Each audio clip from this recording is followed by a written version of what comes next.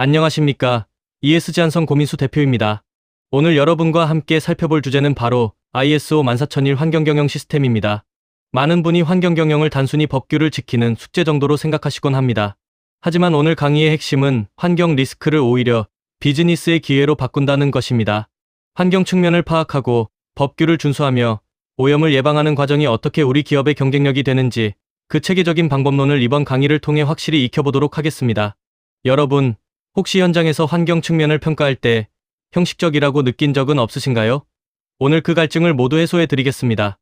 본격적으로 시작하기에 앞서 우리의 교육 목적을 명확히 하겠습니다. 환경 경영은 결코 규제 부담이 아닙니다. 리스크를 줄이고 새로운 기회를 찾는 도구입니다. 크게 세 가지를 다룰 텐데요. 첫째, 환경 측면과 영향 평가입니다. 단순히 배출되는 것만 보는 게 아니라 우리 활동 전반을 꼼꼼히 살필 겁니다. 둘째, 환경 법규 파악입니다. 어떤 법규가 우리 사업장에 적용되는지 준수 의무 등록부로 통합하는 법을 배울 겁니다. 셋째, 오염 예방과 LCA 기초입니다. 여기서 가장 중요한 메시지는 무엇을 지켜야 하나라는 고민에서 멈추지 마시라는 겁니다. 어떤 측면을, 어떤 법규로, 어떤 기록을 남겨 관리할 것인가까지 이어져야 비로소 실무가 완성됩니다. 여러분, 지금 관리 중인 환경 기록들이 과연 외부 심사에서 당당하게 증거 자료로 쓰일 수 있는지 한번 자문해 보시기 바랍니다. 이번 강의를 마치면 여러분은 현장에서 바로 적용 가능한 4가지 능력을 갖추게 됩니다. 첫째, 측면을 정교하게 평가할 수 있게 됩니다. 전 과정의 운영 조건을 모두 고려해서 무엇이 진짜 중대한지 점수로 판별하는 법을 익힙니다. 둘째, 법규를 체계적으로 정리하게 됩니다. 복잡한 법적 요구사항과 우리가 채택한 기대를 하나의 준수 의무 등록부로 통합하는 거죠. 셋째, 오염을 예방하는 설계 능력을 얻게 됩니다. 단순히 사후 처리하는 게 아니라 발생원에서부터 관리하는 관점을 갖게 됩니다. 마지막으로 2026년 개정 흐름에 대비하게 됩니다. 특히 기후변화와 생물다양성이라는 최신 화두를 우리 시스템에 어떻게 녹일지 알게 될 겁니다. 이 4가지가 여러분의 환경관리 역량이 될 텐데 가장 기대되는 분야가 무엇인가요? 이 방향성을 잡고 나아갑시다. 강의 구성은 실무 흐름에 맞춰 체계적으로 설계했습니다. 먼저 왜 지금 환경경영이 우리 기업에 필수적인지 그 구조를 짚어보고 환경 측면과 영향평가의 실전 노하우를 공유합니다. 이어서 법규 파악과 준수평가의 핵심 요령, 그리고 오염 예방과 LCA, 기초까지 꼼꼼히 짚어보겠습니다. 마지막으로는 여러분이 스스로 시스템을 점검해 볼 수 있도록 자가 진단 도구와 향후 실천 방안을 제시합니다. 이론적인 지식만 전달하는 것이 아니라 여러분의 사업장에 돌아가서 바로 펼쳐볼 수 있는 실전 가이드라고 생각하시면 됩니다. 각 섹션마다 사례를 들어 설명할 예정이니 본인의 사업장 상황과 비교하면서 들으시면 훨씬 효과적일 겁니다. 왜 지금 환경경영 시스템이 화두일까요? 전 세계적으로 이미 30만 개 이상의 기업이 14001 인증을 받았습니다. 이제는 단순한 선택이 아니라 필수입니다. 2026년 4월에 개정판이 발행되고 3년의 전환 기간이 시작되는데 지금 준비하지 않으면 뒤처지게 됩니다. 환경경영은 PDCA, 즉 계획하고, 실행하고, 점검하고, 개선하는 운영 사이클입니다. 기후변화와 공급망 데이터 요구가 빗발치는 요즘, 환경경영은 곧 기업의 생존 능력입니다. 예를 들어볼까요? 오염 예방은 단순히 법규를 지키는 게 아니라 원자재 사용을 줄여 비용 절감이라는 직접적인 성과로 이어집니다. 여러분, 환경 위반 시 발생하는 과징금과 평판 손실 비용을 계산해 본 적 있으신가요? 예방에 투자하는 것이 훨씬 저렴합니다. ISO 14001 2026 무엇이 핵심일까요? 기존 2015년판의 구조는 유지하되 내용의 깊이가 달라졌습니다. 환경의 범위가 이제는 단순 오염 관리를 넘어 기후변화, 생물다양성, 자원 가용성까지 대폭 확장되었습니다. 특히 새로 추가된 6.3 변경의 기획, 조항이 중요합니다. 신규 설비나 공정을 도입할 때 환경에 미치는 영향을 미리 평가하고 계획적으로 통제해야 합니다. 준수 의무 표현도 충족으로 정비되었죠. 처음부터 새로 만들 필요는 없습니다. 다만 지금까지의 관리에 기후나 생물다양성 같은 최신 이슈를 추가하는 방식으로 시스템을 확장하시면 됩니다. 여러분, 우리 회사의 시설 변경 계획에 환경 리스크 검토 절차가 포함되어 있나요? 그게 바로 변화의 첫걸음입니다. 환경 측면 평가가 왜 EMS의 심장일까요? 측면 평가가 부실하면 목표, 법규, 오염 예방이 전부 엉뚱한 곳을 겨냥하게 됩니다. 측면 평가는 EMS의 나침반입니다. 예를 들어 측면 평가를 소홀히 해서 실제 우리 사업장에서 가장 위험한 오염원을 놓쳤다고 가정해 봅시다. 나중에 사고가 터졌을 때 정작 중요한 대책은 마련하지 못한 채 엉뚱한 곳에 예산만 낭비하게 되겠죠. 반대로 측면 평가가 탄탄하면 정말로 중요한 중대 영향의 자원을 집중할 수 있습니다. 법규도, 리스크도, 예방 활동도 모두 한 방향으로 일관되게 정렬됩니다. 여러분, 지금 여러분의 조직에서 중대 환경 측면으로 관리하고 있는 것들은 무엇인가요? 정말로 그게 우리 사업장의 핵심 리스크인가요? 무엇을 봐야 할까요? 환경 측면은 우리 담장 안의 생산 공정만 보는 게 아닙니다. 원료 획득부터 설계, 운송, 사용, 폐기에 이르는 전과정 8단계를 모두 봅니다. 또한 정상 조건뿐만 아니라 정비나 청소 같은 비정상 변경 조건, 그리고 화재나 누출 같은 비상사태 조건까지 빠짐없이 평가해야 합니다. 예를 들어 평상시 정상 가동 시에는 대기오염 물질 배출이 주요 측면이라면 설비 정비 시에는 폐유가 나오겠죠. 또 비상시에는 화학물질 누출 시나리오가 측면이 됩니다. 여러분의 사업장에서 설비 정비 주기 동안 발생하는 환경 측면을 체계적으로 리스트업 해본 적 있으신가요? 이 운영 조건들이 모두 반영되어야 심사에서도 당당할 수 있습니다. 평가는 어떻게 할까요? 단순히 많이 나온다고만 하면 안 됩니다. 영향의 크기, 발생 가능성, 법규 준수 여부, 그리고 이해관계자의 관심도라는 4가지 기준을 두고 점수를 매겨야 합니다. 이를 통해 도출된 중대 측면은 환경 목표와 운영 관리, 비상 대응의 최우선 순위가 됩니다. 이해하기 쉽게 예를 들어보죠. 어떤 배출 물질은 양은 작지만 법적으로 엄격히 규제된다면 이는 중대 측면이 될 확률이 높습니다. 이렇게 매트릭스를 그리면 어디를 집중 관리하고 어디를 모니터링해야 할지 한눈에 보입니다. 여러분, 혹시 점수가 높게 나온 측면들에 대해서 구체적인 저감 목표가 수립되어 있나요? 그렇지 않다면 평가는 그저 서류 작업에 불과합니다. 이걸 실무 양식으로 어떻게 옮길까요? 보시는 화면의 등록부 양식을 그대로 활용해 보세요. 활동명, 환경 측면, 조건, 영향, 그리고 평가 점수와 중대성 여부가 모두 담겨 있습니다. 여기서 중요한 팁 하나 드릴게요. 누가 언제 평가했는지 평가자와 평가일을 명시하고 점수 산정의 근거가 되는 데이터 파일명을 함께 기재하세요. 이게 바로 심사위원에게 제시할 추적성의 핵심입니다. 심사 때 평가 근거를 묻는데 파일 하나 못 찾는다면 좋은 평가를 받기 어렵겠죠. 여러분의 사업장 환경 측면 평가표를 지금 바로 열어보시고 이 추적성 요소들이 충실히 기록되어 있는지 한번 체크해 보시길 권합니다. 왜 법규를 체계적으로 파악해야 할까요? 환경법규는 매년 수시로 개정되고 내용도 매우 복잡합니다. 몰랐다는 말은 면책 사유가 되지 않습니다. 법규 파악이 허술하면 신규 법령을 놓쳐서 행정처분을 받거나 심한 경우 조업 정지까지 갈 수 있습니다. 반면 준수의무 등록부로 통합 관리하면 인허가 조건, 자가 측정 주기, 고객의 ESG 요구사항까지 한눈에 파악할 수 있죠. 특히 요즘은 모기업이나 고객사가 공급망 차원에서 환경 관련 요구를 많이 합니다. 이런 기대치도 우리가 수용하기로 했다면 준수의무에 포함해야 합니다. 여러분, 최근 6개월 내에 우리 사업장에 적용되는 환경 법규 개정 사항을 확인하고 등록부를 갱신하셨나요? 준수의무에는 5가지 원천이 있습니다. 단순히 환경법만 있는 게 아닙니다. 우리가 맺은 인허가 조건, 고객사의 요구, 자발적 협약, 그리고 지역 주민들의 민원까지 포함됩니다. 특히 2026년 표준에서는 이해관계자가 기대하는 사항들까지 의무로 포함하도록 요구합니다. 예를 들어 인근 지역 주민들이 냄새 때문에 민원을 넣었다면 그 악취 관리가 우리의 준수의무가 되는 것입니다. 이 5가지 출처를 등록부에 체계적으로 정리해두면 환경관리의 누락이 획기적으로 줄어듭니다. 여러분의 등록부에는 고객사 요구사항이나 민원관리 항목이 포함되어 있나요? 그게 바로 진정한 준수의무 관리의 시작입니다.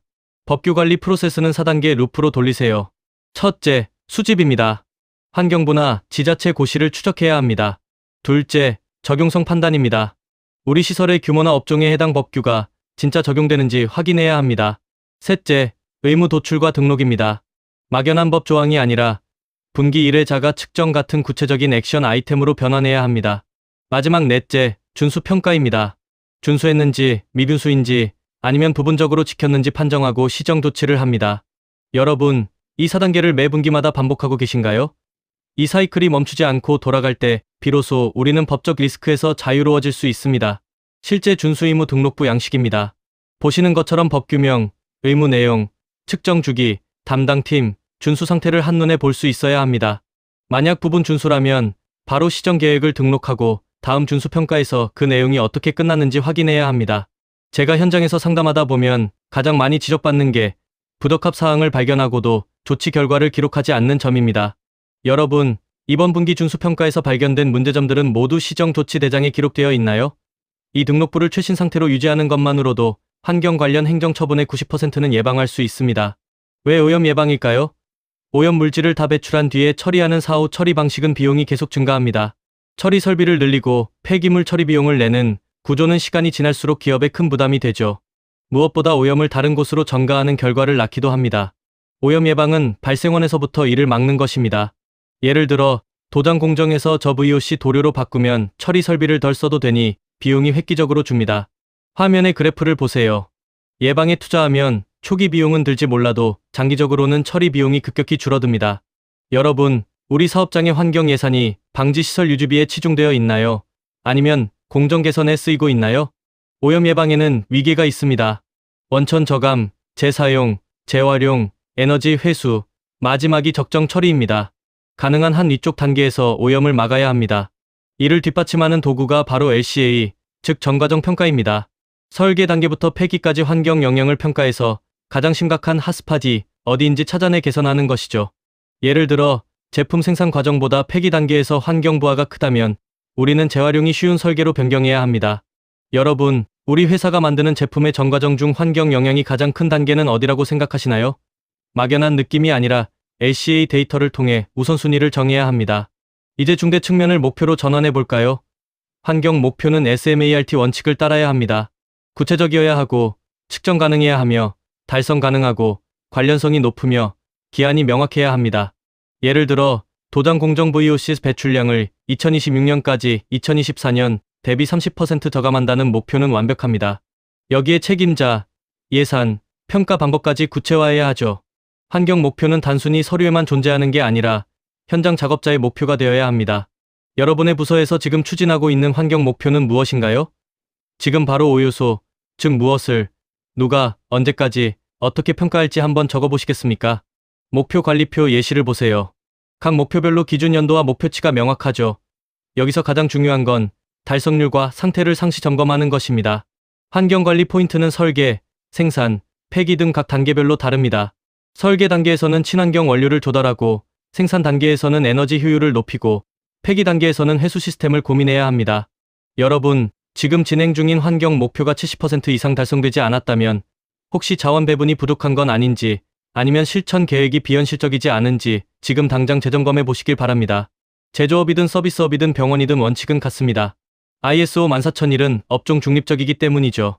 다만 그 해석이 달라집니다.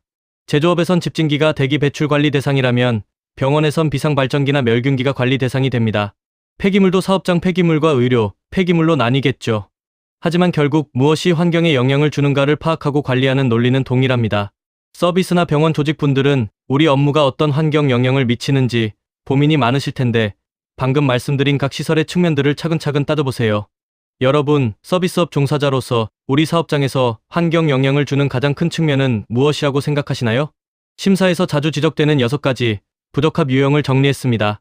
측면 평가가 형식적이거나 준수의무 등록부가 최신 법규를 반영하지 못했거나 환경 방침과 실제 관리 수준이 다르거나 신규 설비 변경 시 영향평가가 없거나 기록이 불일치하거나 부적합 사항에 대해 재교육만 하는 경우입니다.